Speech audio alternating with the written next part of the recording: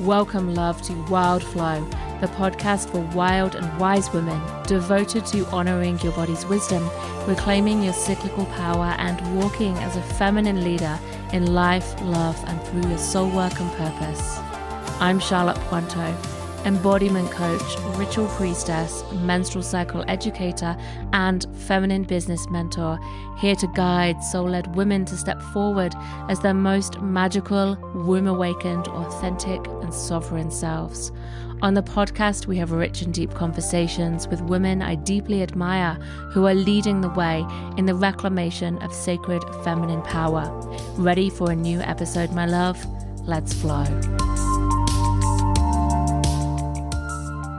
Welcome, love, back to Wild Flow with me, Charlotte Puanto. Today, we're here to talk about how the autumn equinox that is coming up this weekend in Australia, in the Southern Hemisphere, how it marks a real threshold into the dark half of the year, why women often feel that call in the body and psyche before they can name it, and how and why having a map for descent matters. I'm really feeling this in the Northern Hemisphere. They're bursting into spring. And every year I see family and friends in the UK, where I'm from, and other friends in the Northern Hemisphere, places like America and Canada and across Europe. I can see and sense their excitement for spring. It's like hope is returning. They've had a long, hard winter, a dark winter, and it can be really cold over there, less so here in Australia in our winter.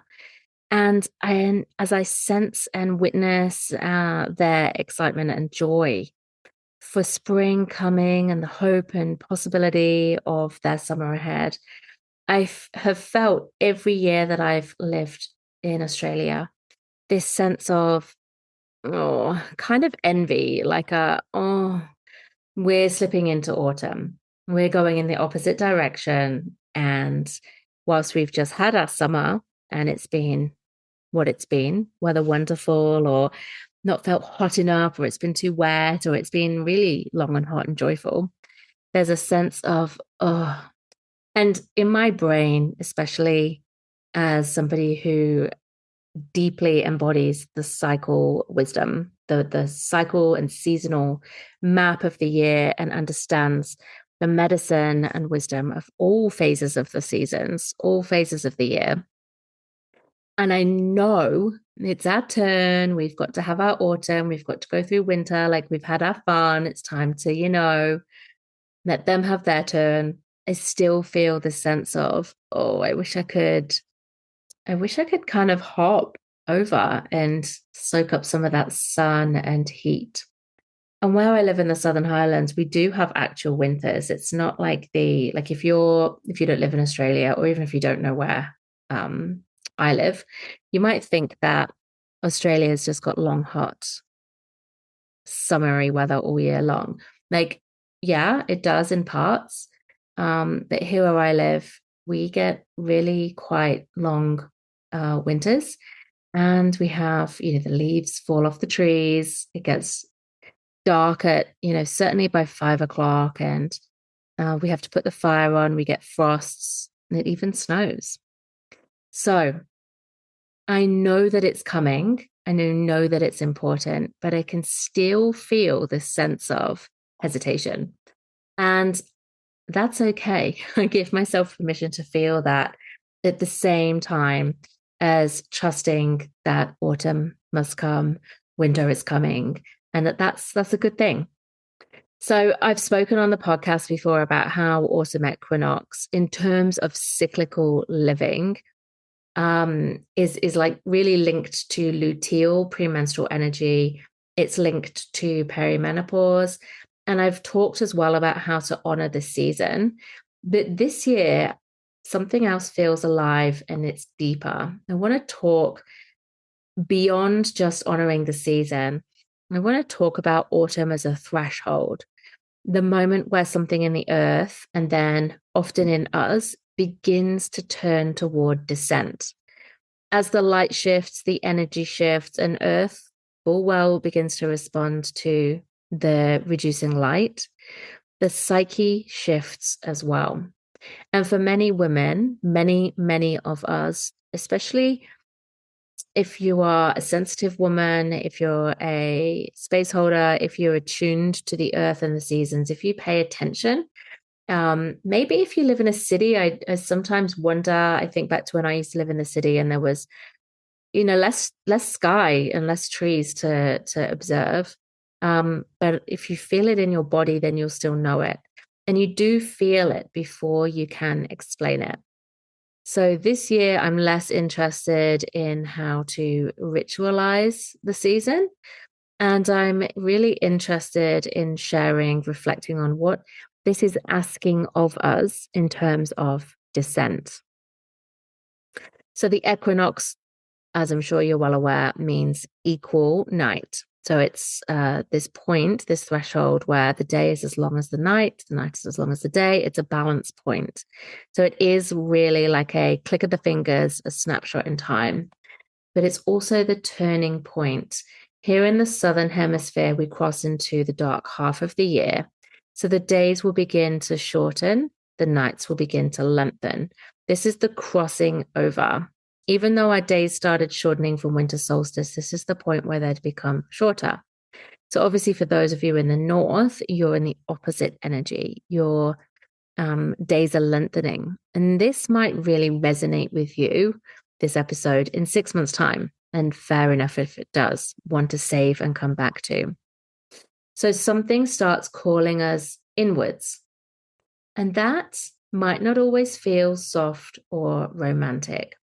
We can reflect on, the beauty of autumn and the changing colors and the way that, maybe we get more time and space for ourselves and it feels less social.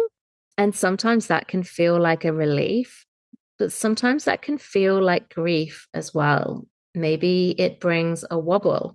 Maybe it asks you to, like me, hold both. I can see and intellectually know that this is a good thing, but it's real that there's a part of me that's like, even though I, love to embrace autumn, I do love autumn, still like, and prefers it when it's light and bright and I don't need to wear as much clothing. My body is not shivering and I don't need to constantly think about turning the heat on. Obviously, privileged position, but that's how it feels. So sometimes there can be this resistance, even when we know that it's a beautiful, necessary time of year. Sometimes there can be tiredness, introspection, restlessness, even an irritability that just starts to creep in, melancholy, or an unnamed pull towards solitude. So, whatever your relationship is to autumn, you'll start to be feeling it coming up now. Autumn doesn't just change the weather, it changes the atmosphere inside us. Our bodies react. We know our pineal gland, the light sensor, reads the light every day, just as the leaves on trees and plants does, just as animals do. We all know what's coming. And hormonally, physiologically, we are beginning to shift to meet autumn, whether we are ready or not, in our sort of hearts. One of the strange things about a descent, just as the sun is starting to descend, as it crosses the horizon at the autumn equinox, the sun, the earth is starting its descent. And we do too. And one of the strange things about this is that you often don't know before you get there what that descent is going to contain. You might feel it and sense it. You might know that something is coming, but you might not know exactly what the ask is or what the journey is. You might not know what the timeline is and what it will bring. You might feel like there's a sense of slowing down or coming home to yourself. But you won't know as you embark on the descent what is ending, what is softening, what is dying, what is asking to be released or reckoned with, or seen and witnessed. You can feel the ground changing, and there can be a less of an appetite for noise, for busyness, a lower tolerance for what is superficial, and there can be more sensitivity. It can bring more awareness of what is out of alignment, and maybe where you've been holding more than you actually are capable of, that you actually have capacity for, that you've been doing through the summer. And maybe now you're kind of feeling that, like, oh, sweet relief. I can cocoon in my home. I can stay in more. I can be more inwards and reflective. And this can either be something that you embrace or something that you're resisting. So you might not know yet the terrain of this autumn and winter and the descent that you're being guided through, but you can feel the threshold and you can learn the map. So for sacred space holders, coaches, healers, priestesses, facilitators, this can be quite an interesting time of year. It can be confronting. It can be something that we really need to be talking about, because if you are often holding holding others, if you're staying available, if you are keeping things moving, if you are witnessing others and you are noticing that there's plenty coming up with the people that you hold space for, but you're not really clocked in, tuned into the fact that your clients are probably experiencing a descent of sorts over these coming months, then there can be a temptation to override it, especially when your own descent begins. And this can be in order to stay visible or to keep creating, to be productive, or it might be because you just are committed to doing a really great job for your clients. And so it's important that we don't treat these descent cycles like an inconvenience or something to push through. It doesn't mean either that we just completely stop and shut down for 6 months, because, hello, that's not real. What it does do is ask us how we can be in integrity with ourselves, our capacity, how we can come back to alignment so that we're not just leaking energy everywhere. We're not pouring into that which isn't really going to serve us, guide us, hold us through this period. We can't give more than we have. If autumn is the harvest season, where we see the fruits of everything that we've sown in the last cycle, now is the time to be reflecting on that and to be taking out the pruning secateurs and chopping off the dead branches, the extra leaves that we can no longer sustain, to drop the leaves. It's a time of looking in our businesses, like where we're giving too much, how many offers do we have that need us to be live? How many clients do we have at this time? What are we holding that is really taking up our energy, that just maybe feels like, even on the small level, just an extra stretch? It's really important that we do this because autumn brings the time of course correction. If we didn't have autumn, we could just blindly go in pursuit of our goal, thinking it's what we want, what's good for us, what we're meant to be doing, without just looking back and checking that we're still on target, in true alignment, honoring our capacity, like checking in, like dropping in and feeling, listening, asking, is this right for me? Has something changed? Maybe I had capacity before and now I don't. Maybe I'm now seeing something deeper and truer, and there's a recalibration that's being asked to be more specific, to be more discerning, to even just to be more powerful and stop playing small. So these are the kinds of questions that can be coming up for you, and for your clients too, depending on the kind of person that you're holding space for. But it's so important to be tuned in because, as always, as within, so without, as above, so below. So what one is experiencing is often, usually always, in some way reflected back by the whole, because we are one, remember? And what's interesting is if we do tune in and honor from a cycle syncing seasonal point of view, if we do start to slow down, if our body makes us slow down because our capacity has changed, which is where the premenstrual or perimenopause can come into this, as we maybe don't have the capacity to push on. So that is when more shadow can arise because there's the tension, there's the gap between capacity and energy expense, like energy in, energy out.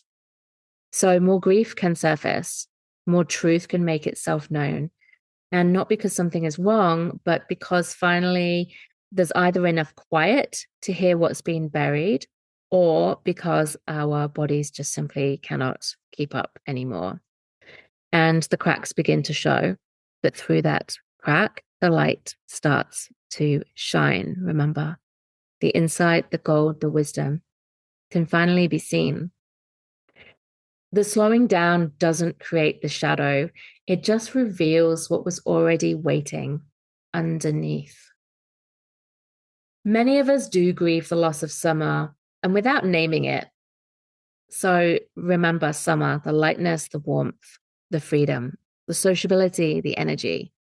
And even if autumn is your favorite season, even if you do embrace it, it is asking something different of you to let go, to turn inward, to be willing to listen to your body, listen to your mind, feel your heart, to drop in and hear what is real. And this can be subtle.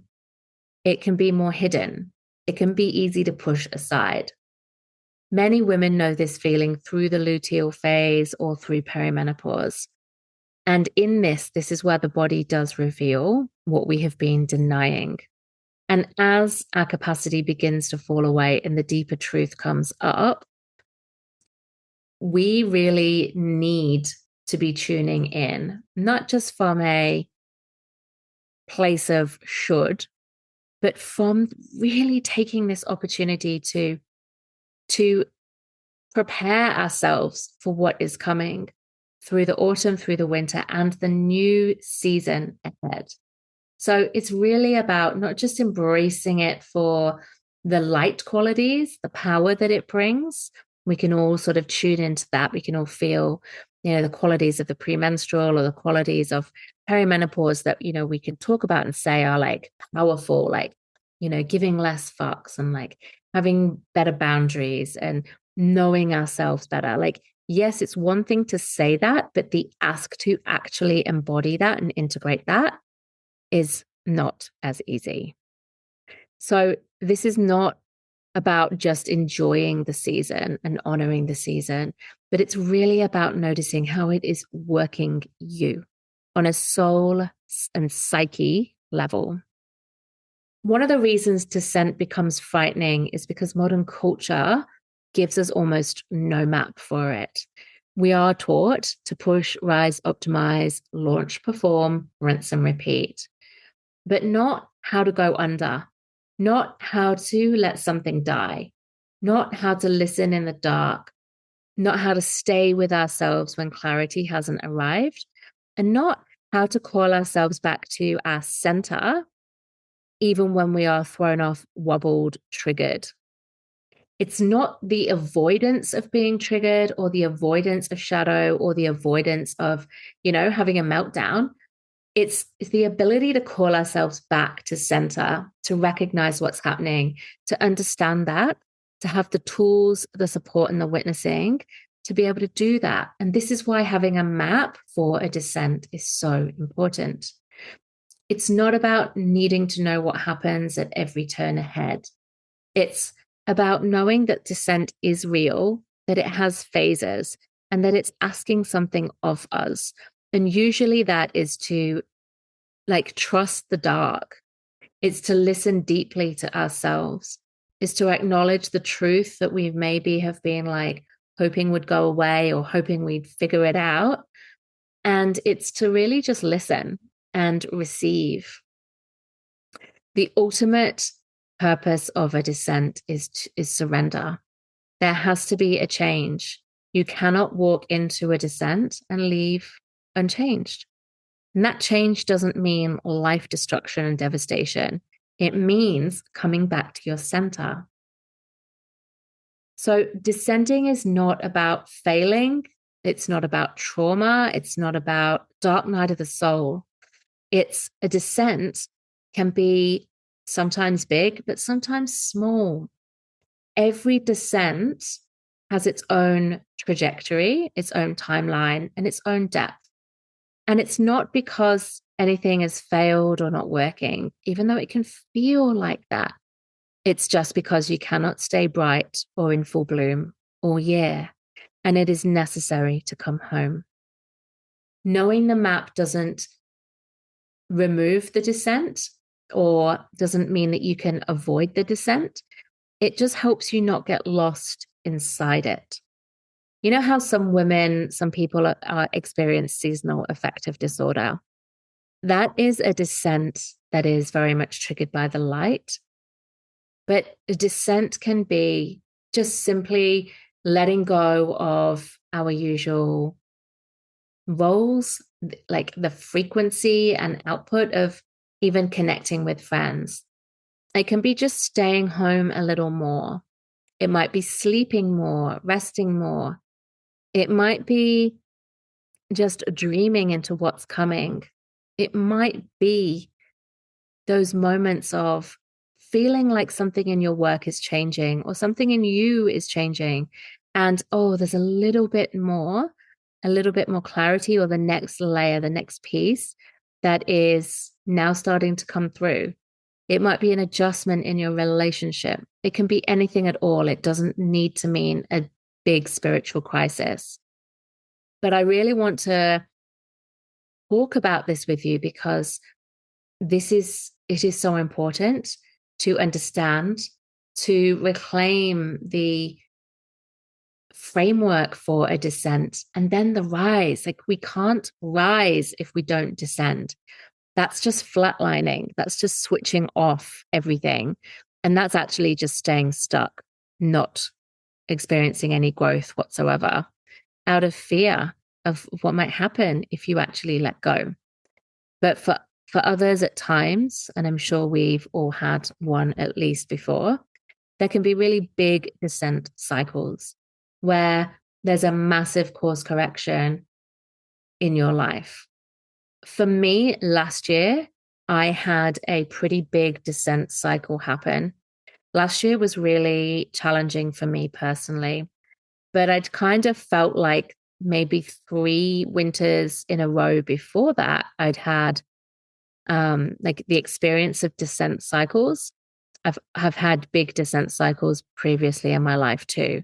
But last year was a really big one because a lot of the foundational way I saw myself personally as a human, the way I've seen and understood my entire life, and the work that I do, through listening, learning, and tending myself through the descent cycle, I've come out the other side with a far clearer sense and truth of who I actually am, what I'm here to do, what the core of my soul gifts are, and how that shapes every single thing about me in every part of my life.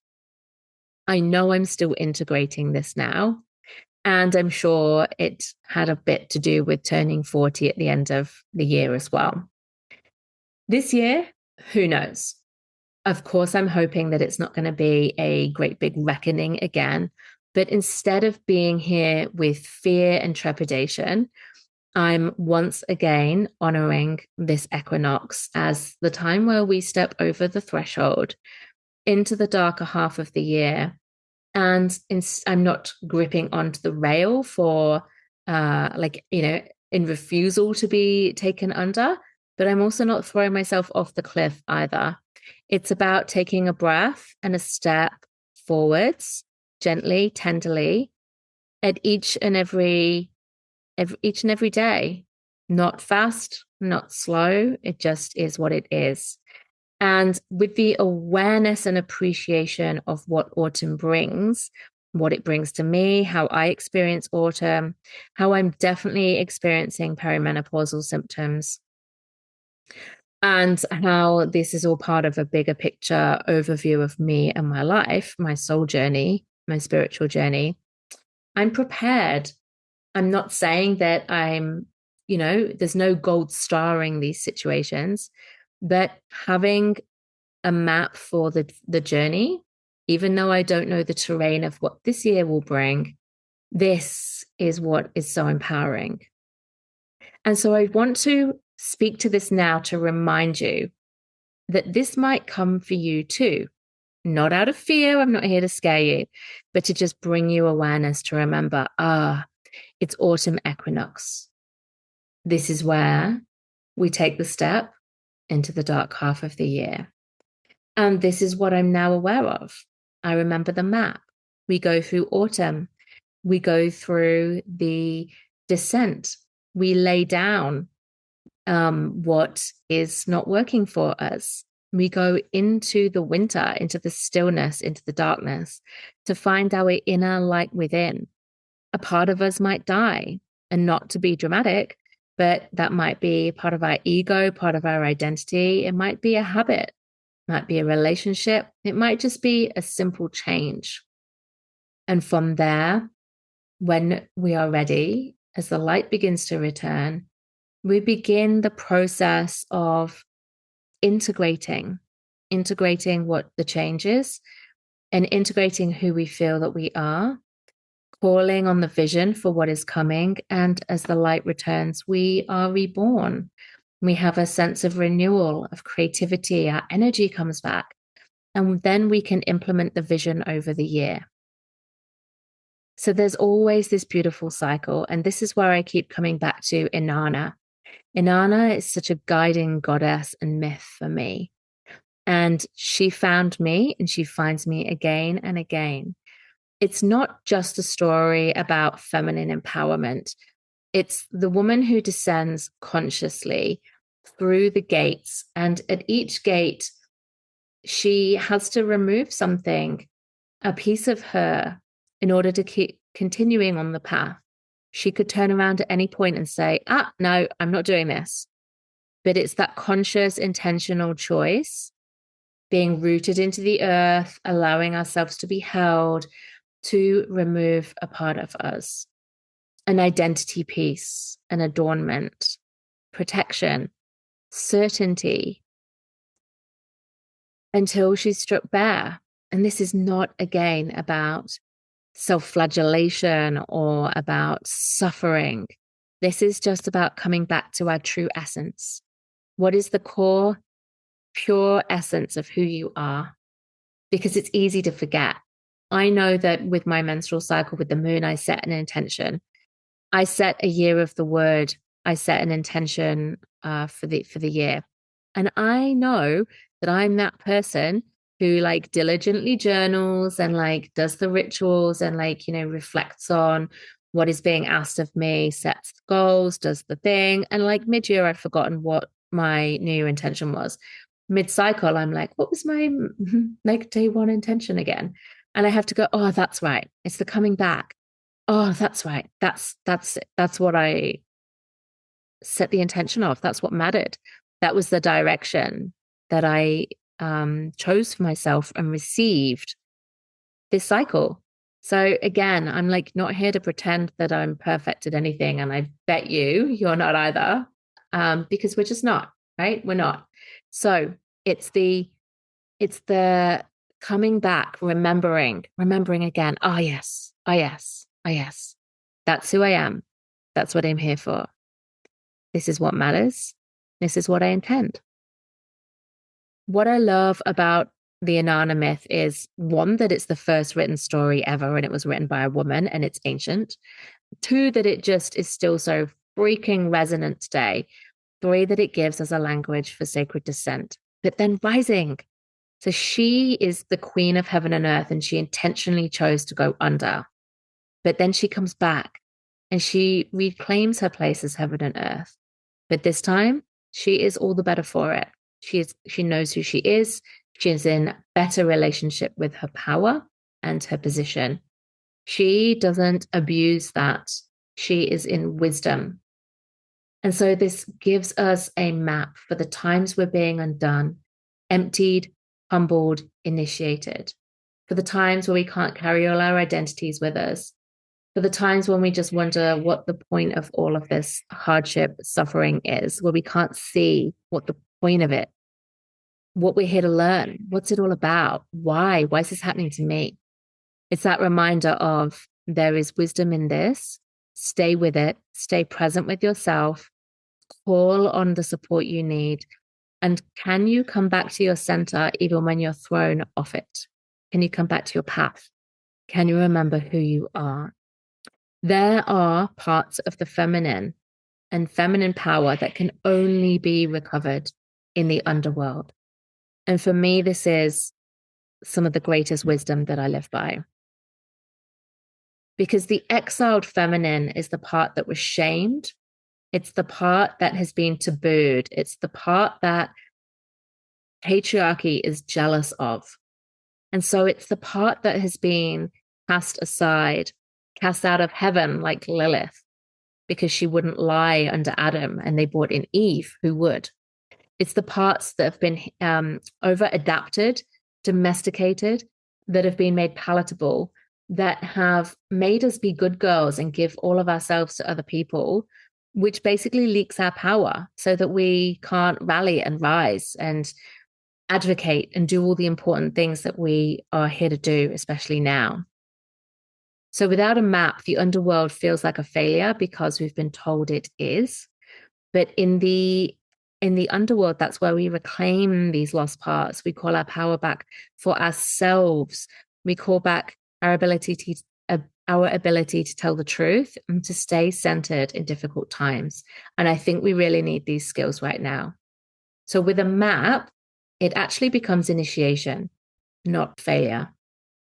When the nervous system and the collective nervous system particularly is activated, it becomes even easier to lose discernment, to collapse into urgency, to believe every fear, to feel like we don't have enough, to panic about what the world is becoming, to be swept up by what is loud instead of what is true.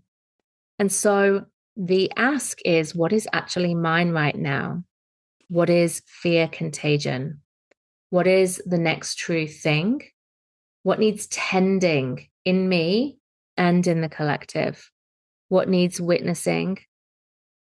In times of collective fear, dissent asks us not to disappear into the noise, but to get more intimate with what is real, to build a tolerance, to be in the unknown, to be in the collapse, to be with what is. And we need basic skills for the threshold and for the dissent. We need this as a collective right now. And so here's some ideas for ways that you can support yourself in this state of the world, but also in your luteal, in perimenopause, as we cross closer to the Southern Hemisphere winter. So come to presence, be present. And I'm talking about not just taking some quiet time, but really deeply dropping in with yourself, distraction free for a period of time, not just a quick minute, to feel what is alive in your body, to breathe, and to just witness yourself. Can you listen to the voice, the part of you that is holding fear, uncertainty, distrust? And can you simplify? Can you simplify? Simplify the ask, the expectations, the pressure, what you're putting on yourself Can you ask more from others who do have capacity to hold you in community care?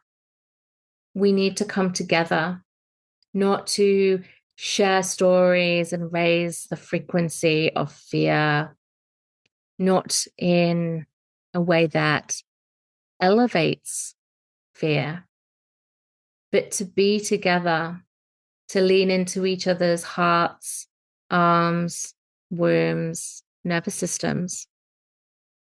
Can we come together for group ritual?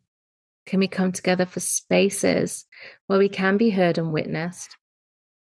Can we lean on people with the tools to hold us, especially when we're so adept at holding space for others? Letting someone witness you, asking a trusted person to check in with you, not pretending you have to navigate the underworld alone. Okay? If you're versed in this, it's not about doing it alone. It's not about going, I know, I help others do this. It's about saying, and just as others lean on me, I need to lean on another. This is a time of rest, sleeping, nourishment, tending the body, all of these ways of self-care, but not the cliche ways, the true ways. Maybe it's having discernment about where you put yourself, where you spend your energy, who you hang out with. Maybe it's the discernment of what you start saying no to, what you hold for others as a friend, as a witness, but really tuning into better ways that you could maybe hold or be a support, but without giving yourself away or abandoning yourself. It's in the recognition, that the continual noticing of, I can feel what this is bringing up on me, in me as I experience a shadow or a trigger, and saying, okay, I'm feeling like this. I can feel activated. And is it about them or is it about actually me? Where am I abandoning myself? What am I being asked to honor in me? Not through fear, not through hate, not through separation, but through love. Through love. What is love? What is loving to you and to them?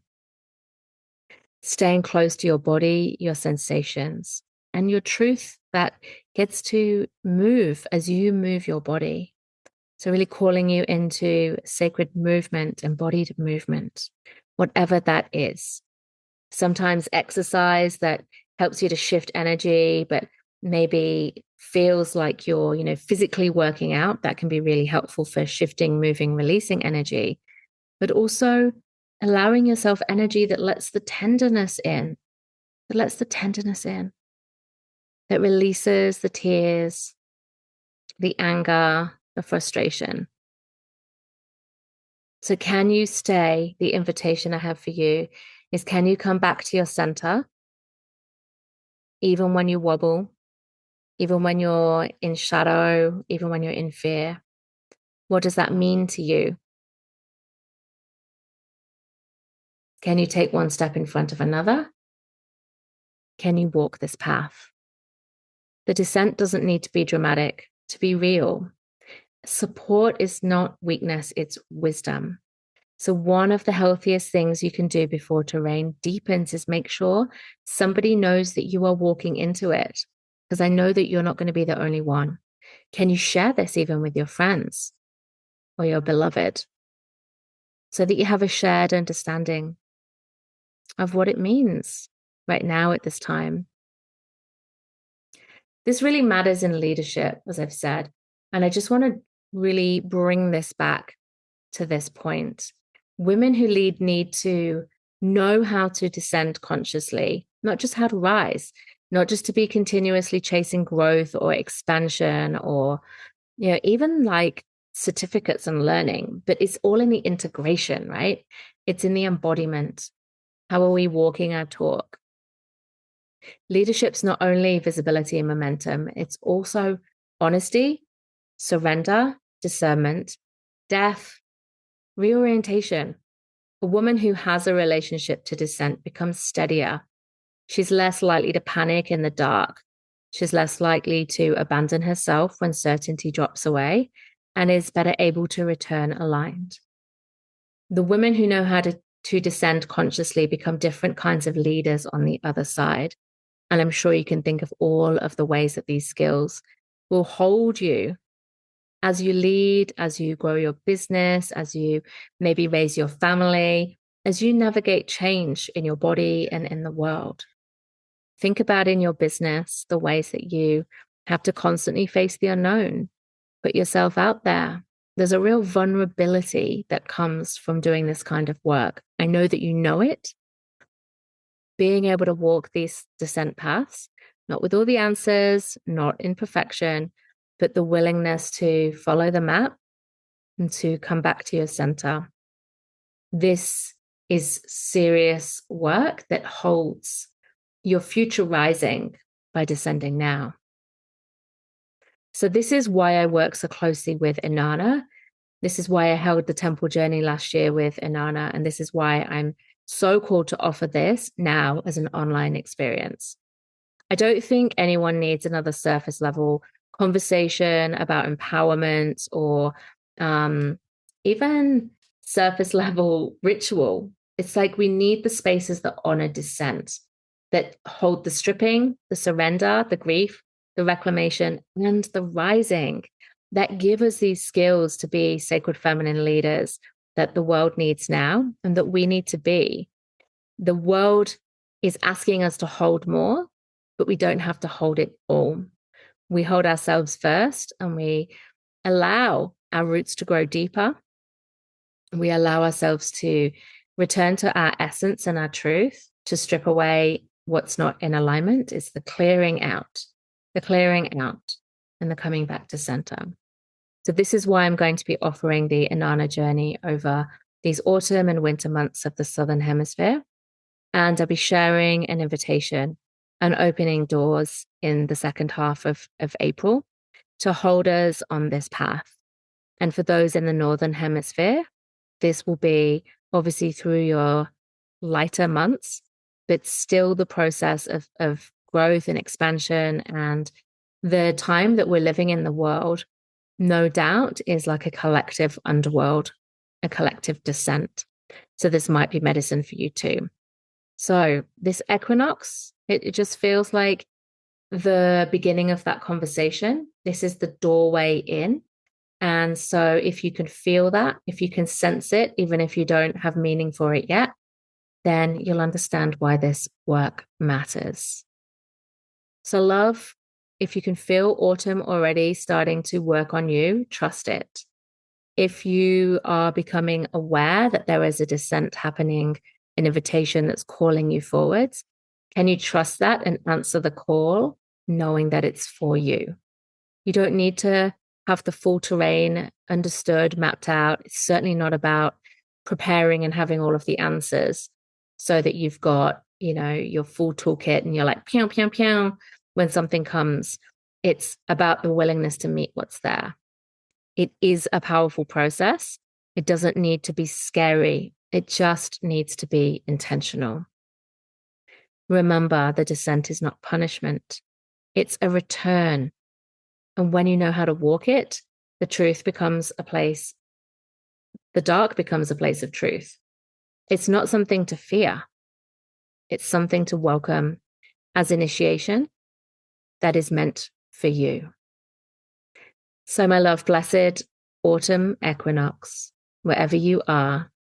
Until next time, so much love. Thank you so much for listening, my love, to Wildflow Podcast. If you found medicine in this episode, please share it on socials and leave a review. If you are a sacred space holder, a coach, a priestess, a healer, come and take the free quiz now to discover your sacred feminine leadership style. Understand your frequencies is magic and medicine for your soul client, and how to work with your leadership edge so that you can show up in your sacred authority and create the business that holds you so you don't have to hold it all. Until next time, my love, stay devoted to your body and your spirit as sacred guide as you share your unique medicine in this world.